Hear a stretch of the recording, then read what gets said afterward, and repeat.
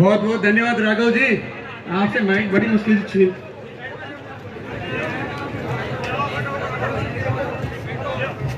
जय फूले। अरे कई रोटी बोल खा रहे गे। जय फूले, जय जय फूले, जय जय फूले।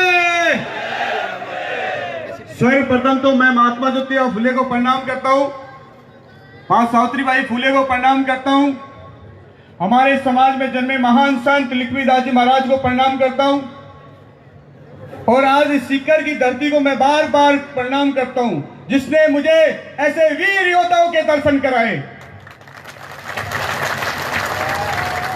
आज इस कार्यक्रम को आयोजित करने वाले सभी कमेटी के पदाधिकारियों को मैं धन्यवाद करता हूं कि इतना शानदार आयोजन किया है। यह ऐतिहासिक कार्यक्रम है। आदरणीय यहां के अध्यक्ष मोहनलाल जी गार्ड साहब, जिन्होंने मुझे एक बेटे की तरह रखा है, और मैं यहां की गठजोड़ को लगातार जोड़ते हुए आगे इतना बड़ा जन सैलाब खड़ा कर दिया। ऐसे एक छोटी सी हाइट वाले युवा हमारे जयप्रकाश जी का मैं बार बार दिल से धन्यवाद करता हूं। साथियों, वैसे तो मैं आप सबसे लगातार 8 साल से मिल रहा हूं, आप सब मुझसे जानते हैं, मैं भी आपको जानता हूं। मैं सबका नाम नहीं ले पाऊंगा, लेकिन आज मैं आप क्रांतिकारी युवाओं का मैं बार बार दिल से धन्यवाद करता हूं कि इतना शानदार कार्यक्रम आपने किया है, जो यहां सिर्फ सीकर में ही नहीं हल्ला बोल करेगा, अभी तो पूरे राजस्थान में हल्ला बोल कर रहा है। यहां पे विराजमान मेरे पिता तुल्य बुजुर्ग, मेरी माताएं और मेरे बहनें, मेरे युवा साथी और छोटे भाइयों, हम सरकारों से ज्यादा कुछ नहीं मांग रहे। साथियों, जिस तरह आपने लगातार 20 दिन से घर घर जाकर चावल बांट रहे हो, पंपलेट बांट रहे हो, बैनर लगा रहे हो, पेट्रोल खर्च कर रहे हो, अपना तन दे रहे हो, मन दे रहे हो, समय दे रहे हो, और तो और अपने खून पसीने की मेहनत दे रहे हो, मैं विश्वास दिलाता हूं मेरे साथियों, मेरे सीकर में जितने भी लोग आए हैं उन सबको मैं आज इस मंच के माध्यम से विश्वास दिलाता हूं।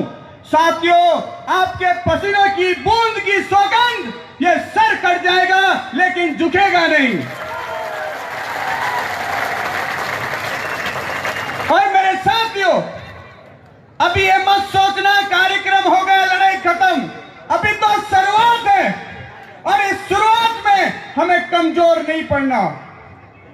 मैं आपसे पूछना चाहता हूं, मेरे युवा साथियों से पूछना चाहता हूं, मेरे बुजुर्गों से पूछना चाहता हूं, हम 75 साल से टैक्स भर रहे हैं, क्या भर रहे हैं?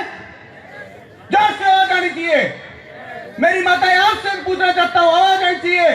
75 साल से हम टैक्स भर रहे हैं, क्या भर रहे हैं? टैक्स भर रहे हैं। क्या भर रहे हैं? ठका ठक ठका ठक ठका ठक ठका ठक 75 साल से टैक्स भर रहे हैं। एक छोटा बच्चा पैदा होता है, जब हॉस्पिटल का बिल बन के आता है तो जीएसटी पहले लग कर आ जाती है, तो टैक्स भरा कि नहीं भरा? भरा ना? मेरी माताएं बहनें जब साड़ी लेने जाती है तो पहले टैक्स देती है, बाद में साड़ी लेके आती है, तो उन्होंने टैक्स भरा कि नहीं भरा? मेरे बुजुर्ग जो 75 साल के भी होंगे, वो जब धोती कुर्ता खरीदते हैं तो पहले टैक्स देते हैं, तो उन्होंने टैक्स भरा कि नहीं है? और हमारे युवा तो वैसे ही भरते आ रहे हैं। तो उस टैक्स के बदले हमें सुविधा चाहिए।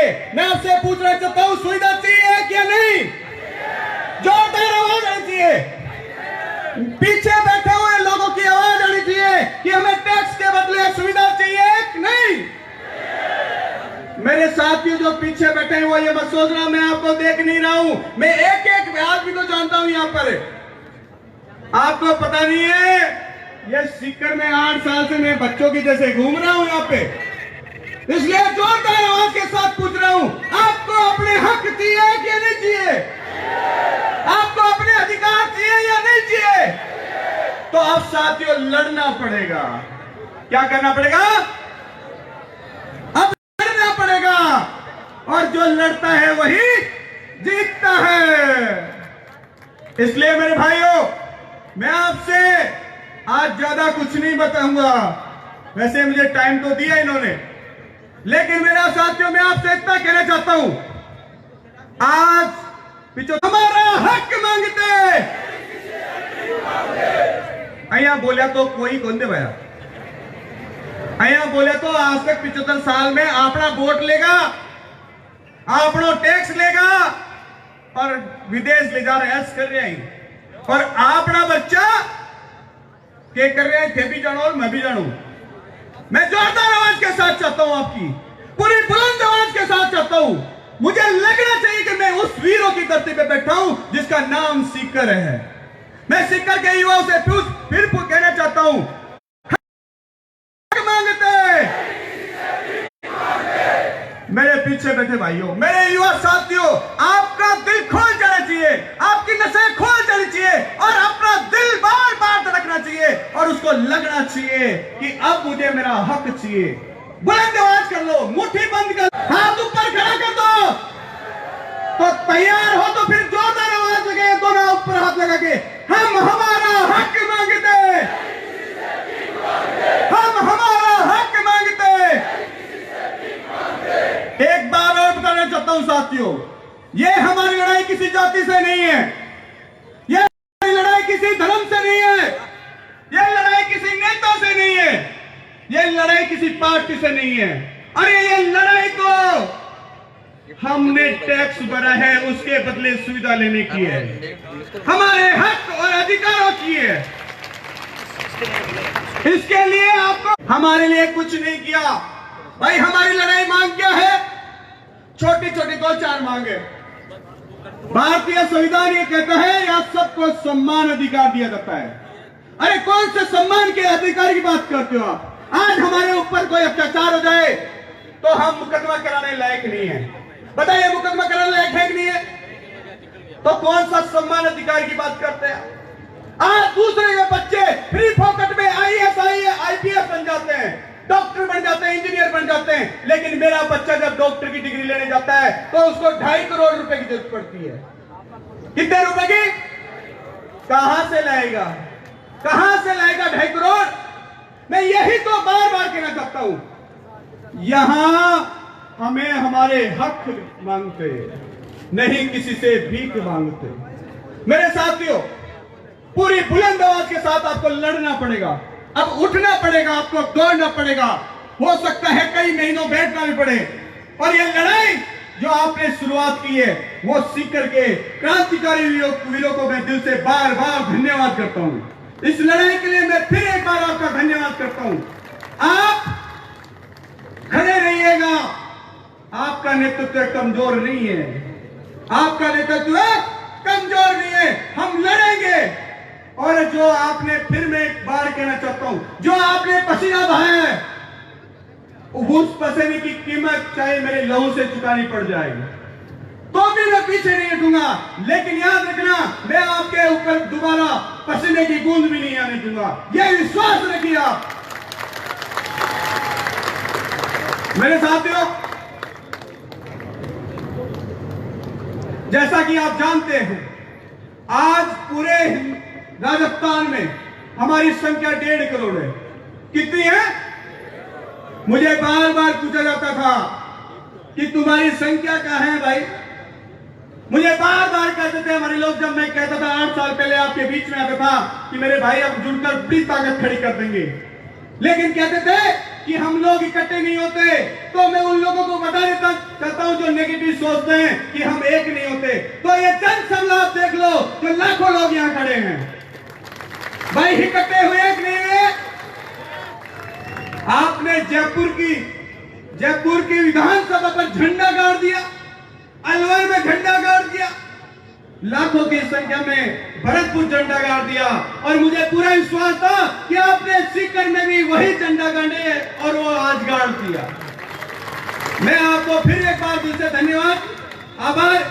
मेरे साथियों, हमें हमारे हक चाहिए, और मेरी पीड़ा इतनी सी है कि हमारे बच्चे आईएएस बनने चाहिए, आईपीएस बनने चाहिए, डॉक्टर बनने चाहिए। यहां तक मुझे पीड़ा होती है जब कोई हमारा बच्चा जयपुर पढ़ने जाता है तो हॉस्टल की व्यवस्था ही नहीं होती है, यहाँ सीकर में पढ़ना आता है तो हॉस्टल की व्यवस्था नहीं कर सकते। वो आखिर क्यों नहीं कर सकते आपको बताता हूं। क्योंकि हमारे पास महात्मा फुले फाउंडेशन कल्याण बोर्ड दोनों ही नहीं है। महात्मा ना फुले कल्याण बोर्ड है ना फाउंडेशन है। अब आप सोचोगे इनका फायदा, अगर सीकर में हॉस्टल बनाना हो और समाजों को जब उनके कल्याण बोर्ड बन गए तो हमारा बनना चाहिए कि नहीं? मैं आपसे पूछना चाहता हूं, हमारा भी कल्याण बोर्ड बनना चाहिए कि नहीं चाहिए? और वो कल्याण बोर्ड बनेगा तो सरकारें अपने बजट में 1000-2000 करोड़ का फंड ट्रांसफर करती है, और अगर सीकर में 100 करोड़ रुपए दे दी जाए तो यहां शानदार लग्जरी हॉस्टल बनेगा कि नहीं बनेगा? अरे इसका ही परमानेंट सॉल्यूशन चाहिए हमें। हमारे बच्चे, आज मैं दुनिया के हॉस्टल देखता हूं, एसी हॉस्टल होते हैं, लेकिन हमारे कहां हॉस्टल है? ये पीड़ा है मुझे। मेरे साथियों, मैंने एक बात सोची थी आज से 8 साल पहले, मैं भी आपके जैसे एक छोटा सा कार्य करता हूं, मुझे भी, मेरा भी घर है, मेरा भी परिवार है, मेरे भी बच्चे मुझे बार बार कहते हैं, फोन करते हैं, पापा कब आओगे? मैं महीनों नहीं जाता, लेकिन मैंने वो नहीं देखा। मैंने सिर्फ एक बात देखी, जो भी समाज में जो बच्चे हैं वो मेरे हैं, मेरे साथी हैं, इनके आगे वाले पीढ़ियों के लिए मुझे लड़ना पड़ेगा, और उसी के लिए मैं लड़ रहा हूं, और उस लड़ाई में आपको साथ देना पड़ेगा। आज आपको पता नहीं, यहां लगभग 500 किलोमीटर से आया कोई आदमी, कोई 100 किलोमीटर से, कोई 300 किलोमीटर या दौसा, भरतपुर, करौली, सवाई मानपुर तक के लोग यहां आ गए। वो क्यों आए? वो सिर्फ ये देखने आए हैं कि देखते हैं सीकर का जलवा क्या होता है, और सीकर का जलवा देख लो, कहीं कमजोर नजर आएगा? अरे कहीं कमजोर नजर आएगा सीकर का जलवा? तो फिर डरने की क्या बात है भाई? फिर डरने की क्या बात है? ये तो एक ट्रेलर है। जयपुर में हमने कहा था ये तो सिर्फ एक ट्रेलर है, पिक्चर तो हम 15 सितंबर को दिखाएंगे। पिक्चर तो हम, मेरे साथियों, पिक्चर तो हम, आवाज आ रही है, पिक्चर तो हम 15 सितंबर को दिखाएंगे। ये तो फिल्म की शूटिंग चल रही है, लाख लाख 2-2 लाख की। सरकार चेत गई है कि अब भैया इनकी मांग मान ले, हमारी मांग मान ले, वरना ये आ रहे हैं, युवा आ रहे हैं, ये क्रांतिकारी वीर योद्धा जयपुर की तरफ कूच कर रहे हैं। प्यार से दो तो ठीक है, वरना बेराजी ले जाएंगे। फिर ये मत कहना जयपुर चारों तरफ से बंद हो गया है। और एक बात और जाते जाते बता देता हूं, मैंने सुना है कि एक बड़े आदमी ने सीकर के ने कहा था माड़ी समाज तो 1% है, तो मैं उसको यह मंच से कहना चाहता हूं, 1% भैया आके देख ले, लाखों तो यहां खड़े हैं, और अगर पूरा राजस्थान यहां खड़ा हो गया तो पूरा सीकर जाम है। मेरे साथियों, उस 1% वाले को साफ साफ शब्दों में, ये माड़ी समाज के वीर योद्धा हैं, ये सैनी समाज के क्रांतिकारी योद्धा हैं। अब ये पीछे नहीं हटेंगे, इनको इनके हक चाहिए, इनको इनके अधिकार चाहिए। और साथियों, आपकी ये लड़ाई आपके खुद की है, आपको आना पड़ेगा। आपके मान सम्मान की है, आपके पूर्वजों के मान सम्मान की है, आपके आने वाली पीढ़ियों के मान सम्मान की है। हमने खेती बाड़ी बहुत कर ली, अब चाहते हैं कि आज हमारा बच्चा भी IAS IPS बने। साथियों, पीड़ा यह है कि आज राजस्थान की बात करें तो एक मात्र IAS, एक भी IPS नहीं है, एक भी IPS नहीं है। तो अब चाहिए कि नहीं चाहिए? अरे चाहिए कि नहीं चाहिए भाई IAS IPS? तो सरकार से यही कहना चाहता हूं, भैया संविधान के हिसाब से जितनी हमारी हिस्सेदारी है उतनी भागीदारी दे दे। हम आरक्षण मांग रहे हैं तो कैलकुलेशन कर ले। अगर आपको 1.5 करोड़ की संख्या में 2-4 कम लगते हैं तो काउंटिंग कर ले। हमने तो हमारी काउंटिंग कर ली, हम तो 1.5 करोड़ है, और जिसको कम लगता है वो अपनी काउंटिंग कर ले। सही है बात? 1.5 करोड़ है तो बुलंद आवाज के साथ मैं फिर एक बार धन्यवाद करता हूं, यहाँ के आयोजक कमेटी को धन्यवाद करता हूं, तमाम सारे योद्धा एंकर्स सारे सब लोगों को जानता हूं मैं यहाँ पे। आदरणीय हमारे आदरणीय से निवेदन है कि आगे का जो और आगे का कार्यक्रम है तो एक बार फिर से धन्यवाद। हाँ। एक बार लास्ट में 2 नारे जरूर लगेंगे। जय फूले, पूरा आवाज जोशों के साथ, जय फूले, जय जय फूले। धन्यवाद। बहुत बहुत धन्यवाद। मैं एक निवेदन करना चाहूंगा कि मीडिया मैनेजमेंट हमारे बीच में जितने भी मीडिया